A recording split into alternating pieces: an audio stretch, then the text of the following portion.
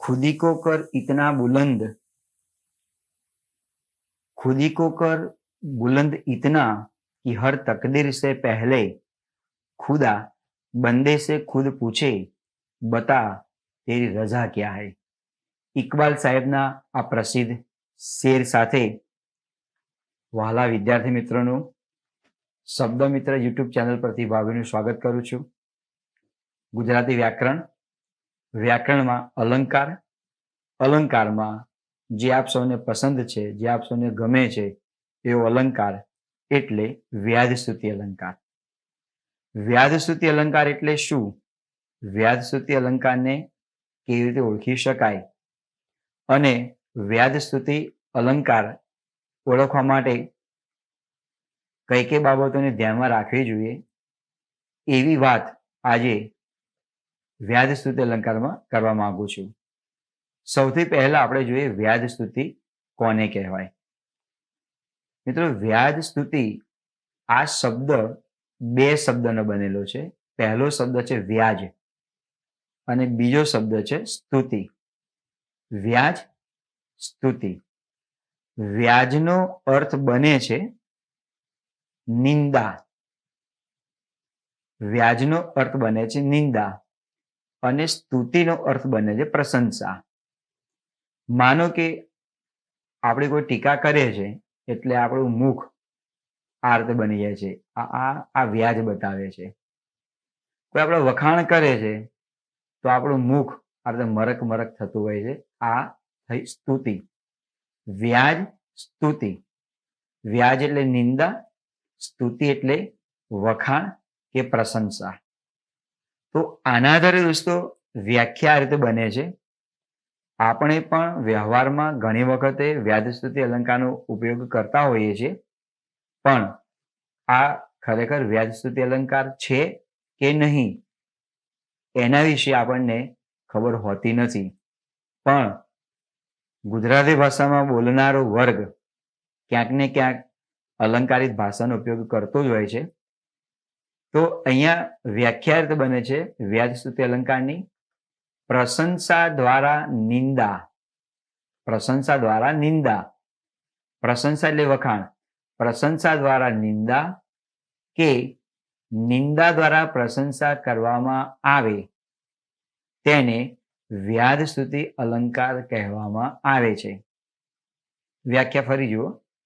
પ્રશંસા દ્વારા નિંદા, પ્રશંસા એટલે વખાણ, વખાણ દ્વારા નિંદા કે નિંદા દ્વારા પ્રશંસા કરવામાં આવે તેને વ્યાજસ્તુતિ અલંકાર કહેવામાં આવે છે। મિત્રો, વ્યાજસ્તુતિ અલંકારની ખાસિયત એવી છે કે એ વાક્યમાં, એક જ વાક્યમાં વખાણ પણ હોય અને વખાણની સાથે સાથે નિંદા પણ હોય। આ વ્યાજસ્તુતિ અલંકાર કહેવામાં આવે। આપણે જોઈ શકો છો ચિત્રમાં, આ જે છે એના વખાણ થાય એટલે એનું જે મુખ જે છે એ હસવા લાગ્યો, મતલબ કે આ જે છે એ એની પ્રશંસા એટલે કે સ્તુતિ છે। અને ટીકા કરી એટલે આ ભાઈનું મુખ જે છે એ થોડું મરડાઈ ગયું, એને ખોટું લાગ્યું કે મારી ટીકા કોણે કરી, આ નિંદા કરી એટલે તેને ખોટું લાગ્યું। તો આના આધારે આપણને ખ્યાલ પડે વખાણ હોય, નિંદા હોય, નિંદા હોય કે વખાણ હોય એટલે આપણો વ્યાજસ્તુતિ અલંકાર બને। એક સરસ મજાનું ઉદાહરણ જોઈએ, એની પહેલા ચિત્ર આપ જોઈ શકો છો। અહીંયા આ દુબળો પતલો માણસ છે અને આ શેઠ જે છે તંદુરસ્ત એટલે કે હટ્ટાકટ્ટા રૂષ્ટપુષ્ટ છે। કોઈ બાબતમાં ચર્ચા થઈ એટલે આ માણસ એવું વિચારે છે કે હું તાકાતવાન છું।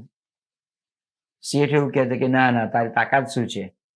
આ એવું કહે છે કે હું એક ફૂંક મારતો તમે ઉડી જાઓ, તો શેઠ એને કહે છે કે હું તને એક ફૂંક મારતો તો ઉડી જાઓ। આ ક્યાંક ને ક્યાંક નિંદા પણ રહેલી છે અને ક્યાંક ને ક્યાંક એના વખાણ પણ રહેલા છે। એક ઉદાહરણ છે, આ તો વાક્ય નથી, પણ આ એકબીજા સામે આ રીતે આંગળી ચીધીને આ શેઠ કહી રહ્યા છે અને આ એનો કોઈ અફસોસ વ્યક્ત કરતો એવું લાગી રહ્યું છે। તો આ તાકાતવાન કોણ? આ કે આ વ્યક્તિ, શેઠ કે આ દુબળો પતલો માણસ છે તે? એટલે આપણે એવું વાક્ય છે એને જ અનુલક્ષીને વાક્ય છે કે દાખલા તરીકે મગન કઈ માય કાંગલો નથી, મગન કઈ માય કાંગલો નથી, એ તો પાપડ તોલ પહેલવાન છે। હવે દોસ્તો આ વાક્યમાં જુઓ, એના વખાણ ક્યાં કર્યા?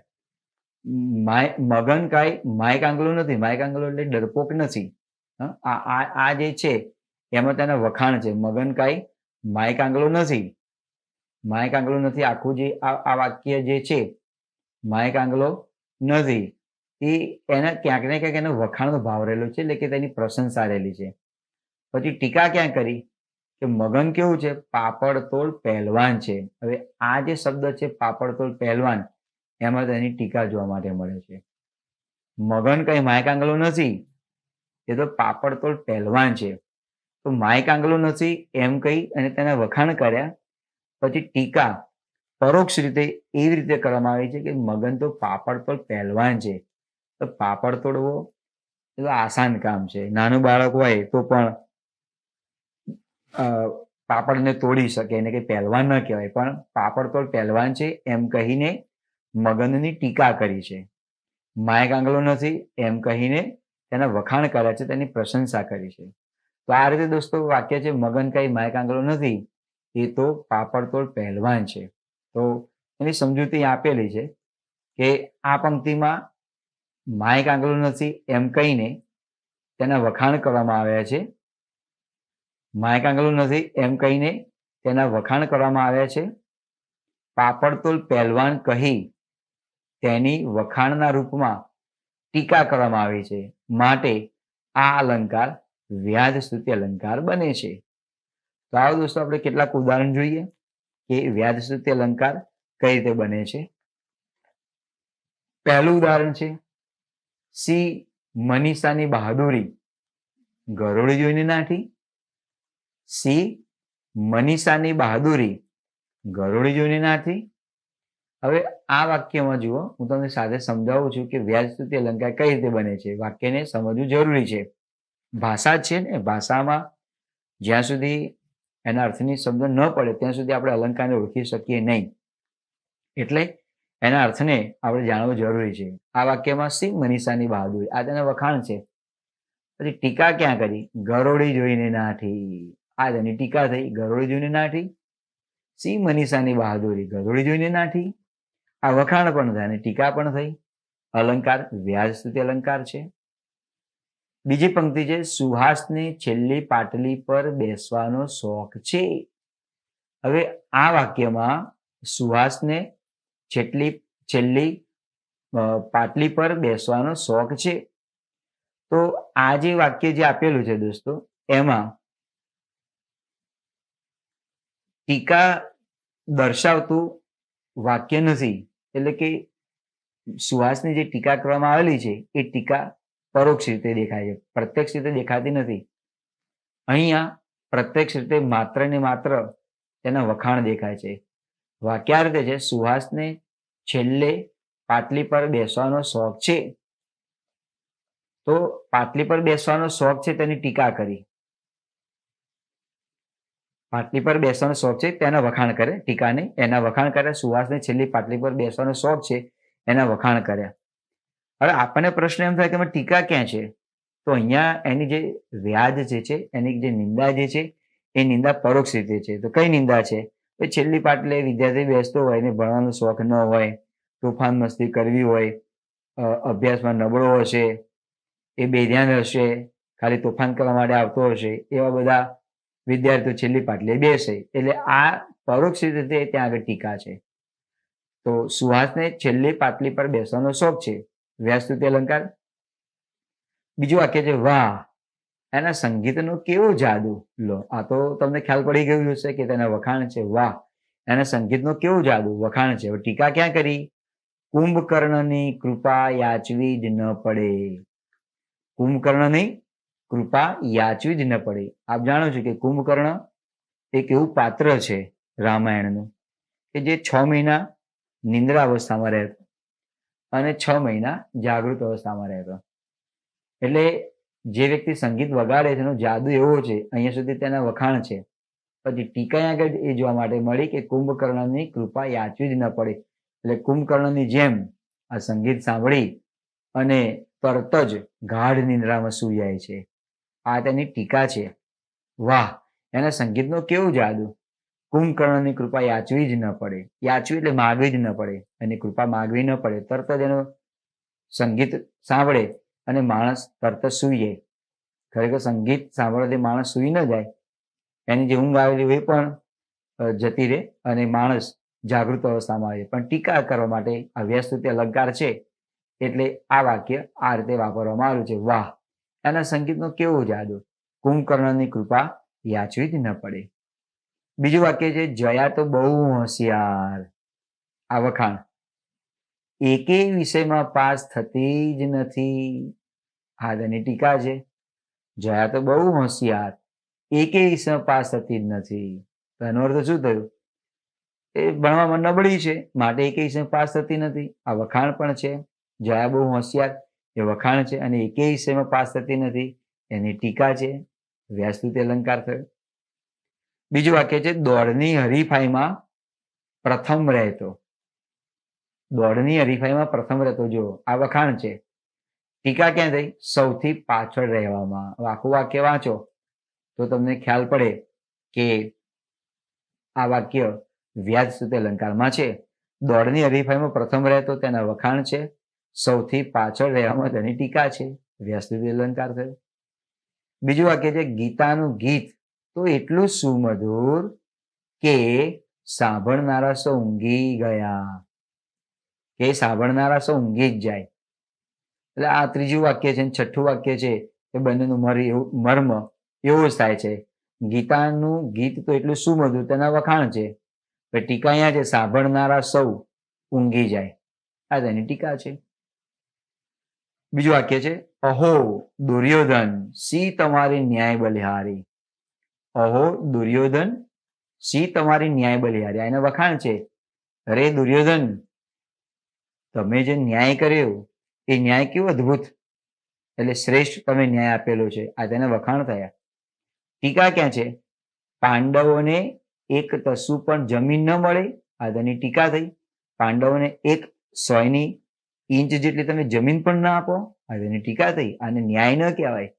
પણ આ વાક્ય દ્વારા કવિએ વ્યાસસ્તુતિ અલંકારનું પ્રયોજન કરી અને કાવ્યમાં જે ચમત્કૃતિ આવી જોઈએ એ ચમત્કૃતિનો ઉલ્લેખ કરેલો છે. અહો દુર્યોધન સી તમારી ન્યાય બલિહારી, પાંડવોને એક તસુ પણ જમીન ન મળે. બીજું વાક્ય છે, સુકુબ્જાનું રૂપ. કુબ્જા એક એવું પાત્ર છે જે કંસ રાજા, જે મથુરાના કંસ રાજા હતા, એની દાસી હતી. કુબ્જા એ ખૂંધી હતી, પણ એવું માનતી હતી કે હું અપ્સરા કરતા પણ સૌંદર્ય છું. મારું સૌંદર્ય જે છે એ મારું સૌંદર્ય અપ્સરાના સૌંદર્યને પણ પાછું પાડી દે, એવું એના મનમાં મિથ્યાભિમાન હતું. એવું મનમાં માનતી. એટલે અહીં લખેલું છે, શું કુબ્જાનું રૂપ. એટલે કુબ્જા એ કંસ રાજાની દાસી છે. રંભા જેવી અપ્સરા પણ શરમાઈ જાય. આ તેની ટીકા કરી. રંભા જેવી અપ્સરા પણ શરમાઈ જાય. આ તેની ટીકા છે. અને શું કુબ્જાનું રૂપ, ઉદ્ગાર ચિહ્ન છે ને, આ ઉદ્ગાર ચિહ્ન છે. એટલે આપણને ખ્યાલ પડે છે કે એ જે કુબ્જાનું રૂપ જે છે એને યોગ્ય રીતે પ્રસિદ્ધ કરવાને માટે, યોગ્ય રીતે પ્રસ્તુત કરવાને માટે કવિએ આ વિરામ ચિહ્નનો ત્યાં ઉપયોગ કરેલો છે. શું કુબ્જાનું બ્રહ્માજી અપ્સરા પણ શરમાઈ જાય. શું તમે કેવું સુમધુર ગાઓ છો. લતા મંગેશકર પણ શરમાઈ ગયા. આ વખાણ પણ થાય અને ટીકા પણ ત્યાં આગળ થઈ. બીજું વાક્ય છે, ઘણું વાંકા બોલા સત્ય ભામા રે, આંસુ ફૂટડા મિત્ર સુદામા રે. ઘણું વાંકા બોલા સત્ય ભામા રે, આ શું ફૂટડા મિત્ર સુદામા રે. સુદામા શ્રી કૃષ્ણને મળવાને માટે દ્વારિકા નગરીમાં જાય છે, ત્યારે સુદામાનું ચિંથરે હાલ સ્વરૂપ જોઈ અને સત્યભામા શ્રી કૃષ્ણના જે પત્ની જે છે એ એને વખાણ પણ કરે છે અને તેની ટીકા પણ કરે છે. તો તેને વખાણમાં એના આ રીતે છે, ઘણું વાંકા બોલા સત્યભામા રે. વાંકા બોલા એટલે એની ટીકા કરવામાં સત્યભામા વાંકું બોલે છે સુદામા વિશે. શું બોલે છે વાંકું? આ શું ફૂટડા મિત્ર સુદામા રે. ફૂટડા એટલે સુંદર, આ સુદામા કેટલા સુંદર છે. હવે ખરેખર સુદામા તો કઈ કામદેવનો અવતાર નહોતા. સુદામા એક ગરીબ બ્રાહ્મણ, લગર વગર ચિંદરે હાલ જેવા હતા. અને એ જ અવસ્થામાં સુદામા શ્રી કૃષ્ણને મળવા માટે જાય છે. ત્યારે એ જોઈને સત્યભામા સુદામાના વખાણ પણ કરે છે અને તેની ટીકા કરે છે. ઘણું વાંકા બોલા સત્યભામા રે, આ શું ફૂટડા મિત્ર સુદામા રે. પ્રેમાનંદનું આખ્યાન છે, એમાં પ્રેમાનંદે સરસ મજાનું વ્યાસસ્તુતિ અલંકારનો ઉપયોગ કરી અને એમના આખ્યાનમાં પંક્તિમાં ચમત્કૃતિ સર્જી છે. બીજું વાક્ય છે, વેવાયનું રૂપ જુઓ રે બાઈ, કંદર્પ સરીખો લાજે રે. નાગરી નાત ભેગી થઈ છે. વેવાયનું રૂપ જુઓ રે બાઈ, કંદર્પ સરીખો લાજે રે. નરસિંહ મહેતા એમની દીકરી કુંવરબાઈ એનું મામેરું લઈને ગયા છે અને નરસિંહ મહેતાને જોઈ અને નાગરીનાથ એની ટીકા કરી છે. એટલે લખ્યું છે, વેવાયનું રૂપ જુઓ રે બાઈ, કંદર્પ સરીખો લાજે રે. તમે જુઓ તો ખરા, નરસિંહ મહેતા કેવા લાગે છે? કંદર્પ. કંદર્પ એટલે કામદેવ. કામદેવ એ ભારતીય સંસ્કૃતિ પ્રમાણે અતિ સૌંદર્યવાન દેવ ગણવામાં આવે છે. કામદેવ, કંદર્પ, પુષ્પધનવા આ એના સમાનાર્થી શબ્દો છે. નરસિંહ મહેતાની ટીકા પણ કરે છે, વેવાયનું રૂપ જુઓ રે બાઈ, કંદર્પ સરીખો લાજે રે. આ વેવાઈ એટલા સુંદર લાગે છે. કંદર્પ એટલે કામદેવ જેવા. સરીખો, સરીખો એટલે ના જેવા. લાજે રે એટલે લાગે છે, શરમાય છે. કામદેવ જેવા લાગી રહ્યા છે, કામદેવ જેવા શરમાઈ રહ્યા છે. તમને એવું લાગે કે અહીંયા કેવી રીતે ખબર પડે કે નરસિંહ મહેતા છે કે નહીં? એ તો મિત્રો આ આખ્યાન વાંચેલું હોય, કાવ્ય વાંચેલું હોય તો ખબર પડે કે વેવાઈ નરસિંહ મહેતા છે. અને નરસિંહ મહેતા જ્યારે જાન લઈને જાય છે ત્યારે નાગરી નાત બધી ભેગી થઈ અને નરસિંહ મહેતાની ટીકા પણ કરે છે અને તેના વખાણ પણ કરે છે. વેવાયનું રૂપ જુઓ રે એ તેના તો વખાણ છે, બધી ટીકા ક્યાં છે? કંદર્પ સરીખો લાજે રે, કામદેવ જેવો લાગે છે, કામદેવ જેવા શરમાઈ રહ્યા છે. આ પંક્તિમાં ટીકા પણ છે અને વખાણ પણ છે. એટલે દોસ્તો, આ જે પંક્તિ જે થઈ એ પંક્તિ વ્યાજસ્તુતિ અલંકારની કહેવામાં આવશે. કોઈ પણ અલંકાર હોય એ અલંકાર નિયમોથી 100% આવડે એ અર્ધ સત્ય બાબત છે. પૂર્ણ સત્ય એ છે કે તમે પંક્તિના મર્મને યોગ્ય રીતે સમજો તો અલંકારને આપણે ખૂબ સારી રીતે ઓળખી શકીએ છીએ. અહીંયા પ્રસ્તુત કરેલા અલંકારની જે પંક્તિઓ જે આપેલી છે એ બહુ અઘરી પણ નથી, બહુ સરળ પણ નથી, છતાંય આપણને ખ્યાલ પડી શકે એવી પંક્તિ અહીંયા દર્શાવેલી છે જે વ્યાજસ્તુતિ અલંકારને પ્રસ્તુત કરે છે. એટલે જ્યારે કોઈ પણ પંક્તિનો તમે અભ્યાસ કરતા હો દોસ્તો, તો સૌથી પહેલા તમે પંક્તિના અર્થને, પંક્તિના મર્મને બરાબર સમજો. જો તેને યોગ્ય રીતે તમે સમજશો તો આપેલી પંક્તિ કયા અલંકારમાં છે અને કયા અલંકારમાં નથી એને તમે સારી રીતે જાણી શકશો. એટલે અલંકાર એ બહુ અઘરો વિષય નથી. અહીંયા વ્યાજસ્તુતિ અલંકારનું એક આભૂષણ વ્યાકરણમાં મિત્રો મેં આપ સામે પ્રસ્તુત કર્યું. આપ સૌને વ્યાજસ્તુતિ અલંકારનું જે ઘરેણું જે છે એ ઘરેણાથી તમે સુશોભિત કર્યા. મને વિશ્વાસ છે કે જ્યારે આવી કોઈ પંક્તિ પરીક્ષામાં પૂછાશે તો તમે એનો ઉત્તર ખૂબ સુંદર રીતે, એટલે કે ખૂબ યોગ્ય રીતે તમે આપશો, સાચો આપશો એવી આશા સાથે, એવા દ્રઢ વિશ્વાસ સાથે દોસ્તો આ વ્યાજસ્તુતિ અલંકારને હું પૂર્ણ કરું છું. જય હિન્દ, જય જય ગરવી ગુજરાત.